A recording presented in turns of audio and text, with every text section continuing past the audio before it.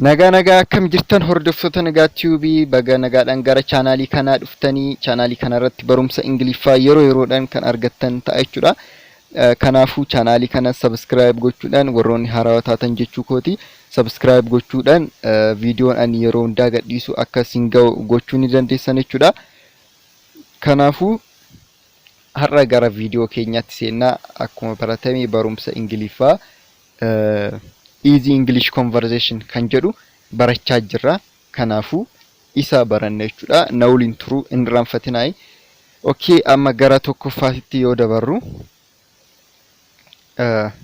I will meet you at 6 o'clock. I will meet you at 6 o'clock. Sa'a 6 irratti si argadha. Amma kana yoon fayyadamuu dandeenya namaan adda yoo baanu ni jira miti. Amma fakkeenyaaf nama tokkoon wajjin deemnee yookaan waliin osoo deemaa jirru yoo adda baanu akkana jechuu dandeenya. I will meet you at 6 o'clock. Sa'a 6 irratti si argadha. Sa'a 6 irratti nama san kan wal agartan yoo ta'e I will meet you at 6 o'clock jechuu ni dandeessan jechuudha. Amma asirratti I will meet you jechuun sin argadha yookaan wal agarraa akka jechuuti jechuudha. 6 o'clock isin sa'a barbaadan ta'uu danda'a. 4 o'clock, 5 o'clock, 7 o'clock kan barbaadan ta'uu danda'a jechuudha. I will meet you at 6 o'clock. Sa'a 6 irratti si argadha kan jedhu bakka bu'a jechuudha. Okay, next. Let us meet at the park. Let us meet at the park. Paarkii biratti wal yaa agarru. Paarkii biratti wal yaa agarru. Let us meet at the park. Paarkii biratti wal yaa agarru. Okay, next. I will not see you until tomorrow.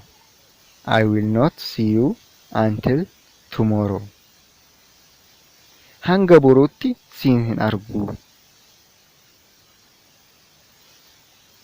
Kanallee nama tokkoon yoo addaan baatan jechuu ni dandeessan jechuudha. Hanga boruutti siin argu. I will not see you until tomorrow. I will not see you until tomorrow. Asirratti amma I will not see you jechuun si hin argu jechuudha. Until tomorrow jechuun immoo hanga boruutti.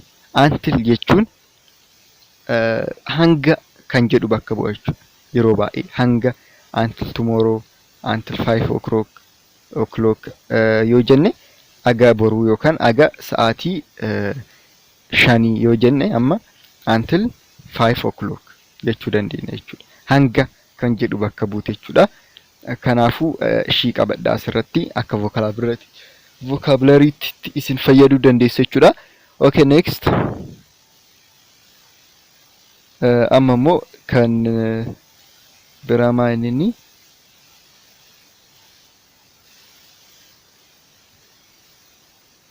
dhiifama. I'm going to the shop with my friend. I'm going to the shop with my friend. I am going to the shop with my friend. I am going to the shop with my friend. Hiriyyaa kiyya waliin gara suuqii deemaan jira. Hiriyyaa kiyya waliin gara suuqii deemaan jira. Namni tokko amma maal godhaa jirta isiniin jechuu danda'a yookaan karaa irratti isin argee maal godhaa jirta yookaan bilbilaanis ta'uu danda'a. What are you doing? Maal hojjechaa jirtanii jechuu danda'a. Maal jechuu dandeessa? I am going to the shop with my friend. I am going to the shop with my friend. Hiriyyaa kiyya waliin gara suuqii deemaan jira jechuu dandeessan jechuudha. Kan biraa immoo maal? I will be back within 5 minutes. I will be back within 5 minutes. I will be back within 5 minutes. Daqiiqaa 5 keessatti nan deebi'a. Within jechuun keessatti akka jettuutti fudhadhaa jechuudha. Akkasitti fayyaddi. I will be back within 5 minutes.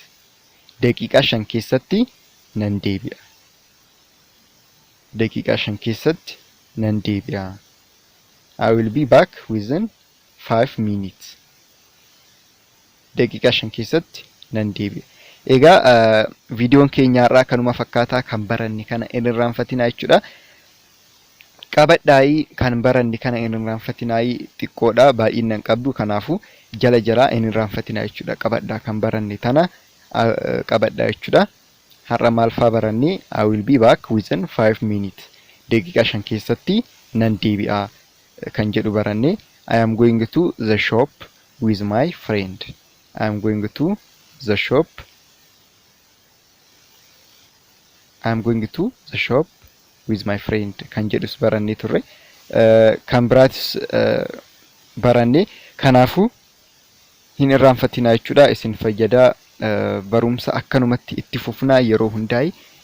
Isin immoo barumsa biraatis kan barbaaddan yoo taatan yookaan chaanaala kanaa haarawaa yoo taatan subscribe gochuudhaan mallattoo bilbilaa san tuqxanii viidiyoon ani yeroo hundaa gadhiisu isin ga'a jechuudha. Mallattoo bilbilaa san yoo kan tuqxan ta'e viidiyoon ani yeroo hundaa gadhiisu isin bira ga'a jechuudha. Yookaan home page YouTube keessan irratti ni argattan jechuudha.